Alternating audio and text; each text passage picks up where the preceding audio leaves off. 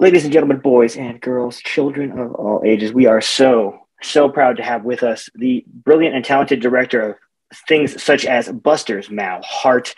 You've seen her do Legion, Hannah on TV, but we're here to talk about her 2014-2015 release, The Midnight Swim. It is Sarah Adina-Smith. Sarah, hello. How are you? Hello. Happy New Year. Happy New Year. It's 2022. It's going to be a good one, I think. Yes? It better be, right? I think we all are hoping for it. I think we've earned it after the last couple of years, honestly. Right. Now, let's talk about The Midnight Swim. Let's talk about this this fantastic film that's getting a re-release on Blu-ray. Is that correct? That's right. It's really exciting for me. My first feature film, and it's getting another go. So I'm very, very honored. Honestly, you can't tell it's a first feature because it's so well made. And having seen the features that came after it and your work on TV, I have to say this was such a great start. And it's really awesome to see how you've grown as a director and as I like to call you a shot master, because you really have figured out how to beautifully frame things. Oh, thank you so much. Well, before made films, I was doing a lot of painting. And so I kind of came to filmmaking by way of making paintings and composition. So that's always been really important to me. But what was really interesting about The Midnight Swim is it was a micro budget improvised movie. And I never thought I'd be making a film that way. I always thought, because I came from painting, that I needed a lot more budget and things to be fully scripted and fully planned out. And I kept trying to make movies at bigger budgets and they kept falling through. And so finally, after like 7 years of trying that and failing, The Midnight Swim was sort of born out of the ashes of these other failed projects. And it kind of blew my mind open to what filmmaking could be, actually by releasing control and letting it be about a process of discovery and kind of radical patience and being more of a witness to the magic of the movie unfolding rather than sort of a more dictatorial type of filmmaking where you have it all planned out and then you're just executing it. So yeah, we shot it in 2 weeks and it was a labor of love and kind of a family style filmmaking. And it absolutely changed my whole outlook on what it means to be a director. It's so fun that you told me it was improvised, because Lindsay, Jennifer, and Alexa have such interesting and great chemistry. They really feel authentic.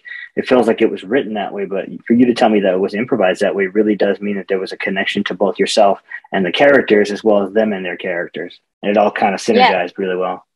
Yeah, well, I wanted to, instead of staging scenes, I told them we're doing inhabitations.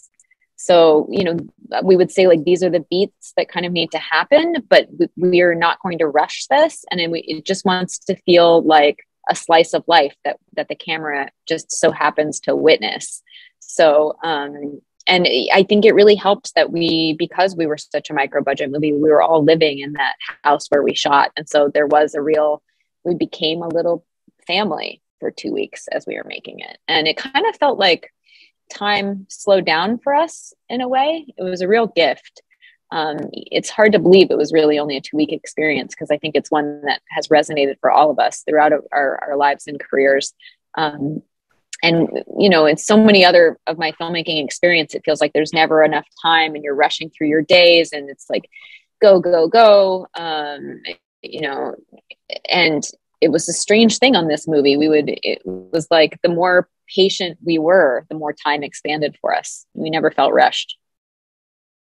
I love that. That's such an interesting concept. And the fact that it only took 2 weeks and that it was made, it feels so well made, really speaks to your crew and your guys' ability to really stay on task and have a vision of an end goal.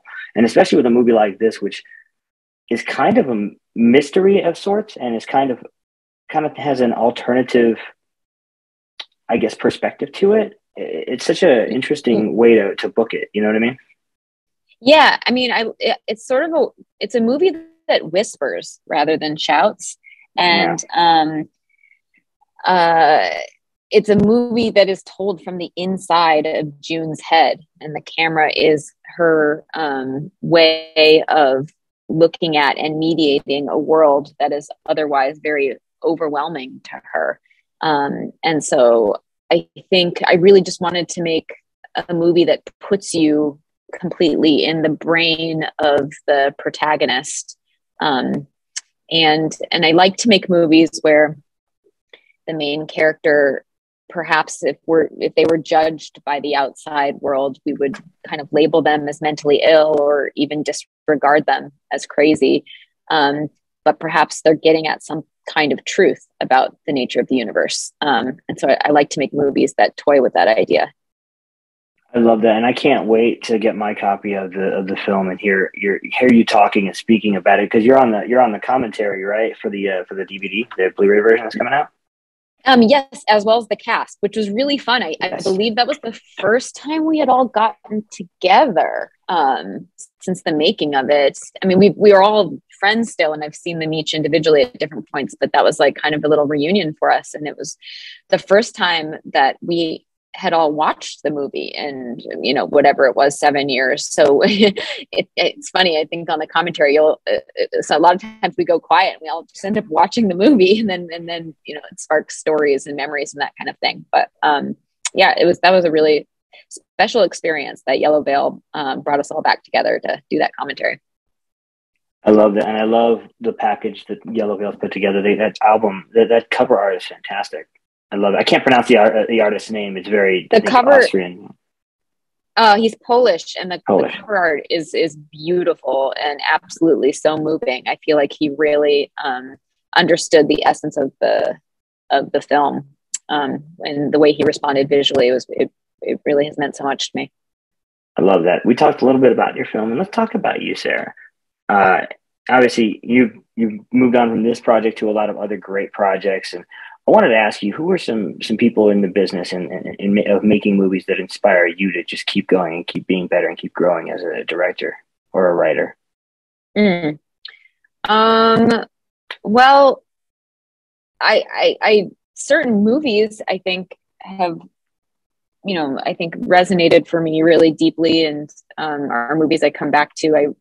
I love the movie Little Children. I love the movie We Need to Talk About Kevin. I love The Shining. I love The Tenant. Polanski's The Tenant. So I don't know. I think there are certain. Oh, and I also Picnic at Hanging Rock was the movie that always kind of haunted me as well. So I think there's been films that have gotten under my skin that I think have films I return to at every point in my career and keep watching over and over again. I love that, Peter. We're name drop. Good stuff there with Hanging Rock. It's a great film. Great film. Yeah, and when I saw that movie, because I was raised in Fort Collins, Colorado, which is a great place, but like I didn't really have access to, I guess, cinema as art form growing up. We had a Blockbuster Video and like a chain movie theater. And so I had all kinds of great movies. I was, raised on awesome films like The Goonies and Coming to America and that kind of thing, but which are great movies, but I didn't really discover Peter Weir, for example, until I went to college and worked in an independent video store, and then sort of got my film education there. And so I came to filmmaking sort of later in life. It wasn't until after college that I realized that that films could be art as well. I love that, and I think you're so right that art. What I love is that your approach was very much an art approach. It was, let's see what we got, and then whatever sticks. That's the essence of art anyway, is to just make what you want and then see how it turns out, right? Yeah, I mean, I think we were hoping to create the conditions for a kind of alchemy, and I think that's what I learned more than anything in making this film, is that it was less, it wasn't a free for all. It wasn't just like throw stuff at the wall and see what sticks. Instead, it was kind of like casting a spell and bringing the right ingredients with the right kind of ritual, and seeing what could emerge from that. And I hope, as I continue to make movies, that I can rediscover that type of very visceral process, even at higher budget levels. I think it's more challenging, actually, the bigger budgets and casts and crews get to recreate those more intimate conditions. But that's what I'm striving to do. I love that. That's an apropos comparison to a spell, given the material in the film. I like that. I like that a lot. I'm gonna ask you a fun question, because I like to have fun with anybody who gives us the time of day. Let's do it. We were talking about films that inspire you, but if you only had a chance to watch 2 films for the rest of your life, what 2 films would you pick and why? 2 films for the rest of my life. Mm-hmm. Wow. Okay. Mm-hmm. Hard question. That is really, really hard. You'll have to edit out the long silence it's going to take for me to figure that out.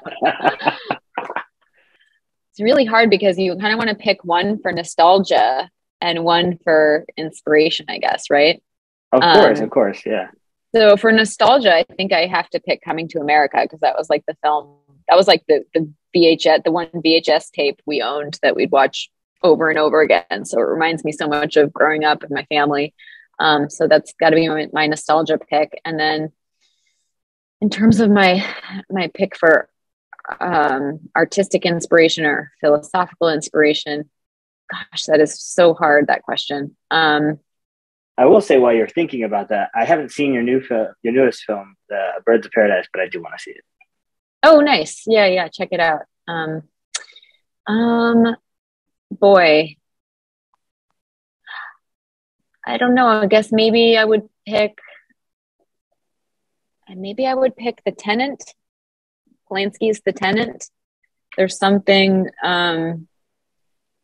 really horrifying, but also funny and absurd about that movie.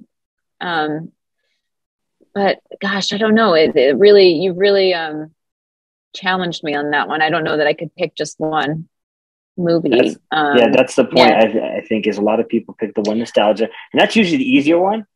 It's the one that's like outside of that they're like, I don't know. It's really tough. There's so many movies I love. I love Force Majeure. I love The Square. I love Dogtooth. I love Lars von Trier's Dogville. You have a very distinct taste, and I appreciate it. Oh, thanks. Thanks so much. There's I love The Exorcist. I don't know. There's just so many. I guess I'm drawn to movies that have a real tone to them in some way or another, like a sort of an air of suspense. So yeah, that's going to be a question I'm going to continue to think about even when our call is done. I'll have to come up with my true answer 5 days from now and let you know. Yeah, exactly. See, that's the point, is for me to get you thinking, like, what do I really see? I'll give you my picks. Yeah. What are yours? I would probably do Eternal Sunshine of the Spotless Mind, because it's my favorite movie and it makes me think. Every single time I watch it, I see something different, right? And then for nostalgia, I'd pick one that my mother and I used to watch a lot and that I adore, William Wyler's The Apartment. Ooh, I don't know if I've seen that. I have to check that out. Oh, it's great. Shirley MacLaine and Jack Lemmon are just amazing. Fred McMurray's complete butthead. You don't want him ever to be your boss. It's awesome. That's awesome. You know what movie is absolutely fucking fantastic? And I just saw it recently and it was crazy to me that I hadn't seen it before. Is Sexy Beast. Have you seen that? Oh, yes. That is a hell of a lead performance right there. Oh. That is an excellent movie. It's so creative. It's such a great take on a heist movie. Yeah, I absolutely love that one. That Sexy Beast, that's a great pick. Like I said, you have a distinct taste and I am here for it. I think it's great. Now, I am being told that we are almost out of time. By the way, Ben Kingsley, fantastic in Sexy Beast. Love it. So good. So what we're going to do is just a couple more things. The first thing I want you to do is I want you to tell people why they need to get right now and go to the link that I'm going to put at the bottom of this interview and pre-order or order their copy of The Midnight Swim, the brand new Blu-ray that's coming out. Well, I think if you're a fan of the movie, I think there's a lot that's exciting about this re-release. There's new artwork, there's commentary. There's also 2 of my short films on this Blu-ray, one of which has never been seen before. And I am actually kind of embarrassed to say I am in. So you will see a little cameo by me in one of those 2 short films and other stuff too. There's a lot of other good stuff. So I think, Yellow Veil has put together something that I think a lot of us who are fans of film are really hungry for, which is like an art object that you can have on your shelf. I think when we watch movies right now, it's so much of it is just a parade of thumbnails, and it feels very much like things come and go. And I know I personally miss having that actual object on my shelf that I can reference anytime I want. So so if you liked the movie, then it would be great to be able to share the Blu-ray with you. I think you guys should all check it out and order your copy because it's great. Also, I just wanted to say, I noticed that you were one of the writers on Unlovable, which is a film that I adored. So you're a genius. Oh, nice. Thank you so much. I love that. Such a cool collaboration. That was a really fun collaboration.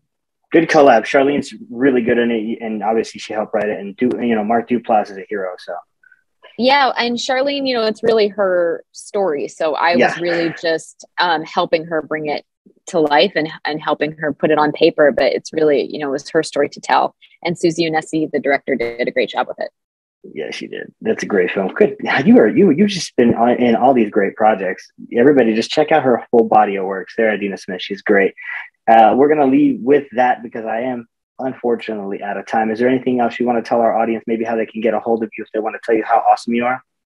Well, geez, thank you so much. I guess I just have to say thank you for highlighting the Midnight Swims re-release. It means so much to me that this movie's getting another chance to find an audience. And yeah, I'm on Twitter. If anybody wants to shout out to me, I do my best to respond. And thank you. Thank you for your interest in the film. Of course, I'm always interested when something gets re-released and given the treatment that Yellow Veil gave your film.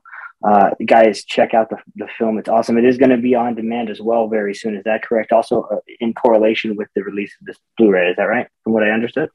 That's right. I believe it's going to be streaming or on demand on the 25th of this month.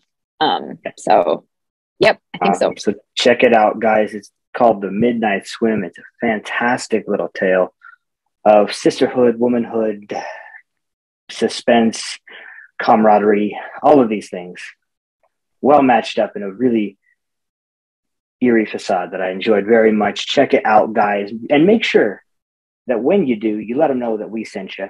Ladies and gentlemen, clap your hands for Sarah Adina-Smith. Thank you so much for joining us, Sarah. Thank you. Nice talking to you. It's been my pleasure, and we'll see you guys next time.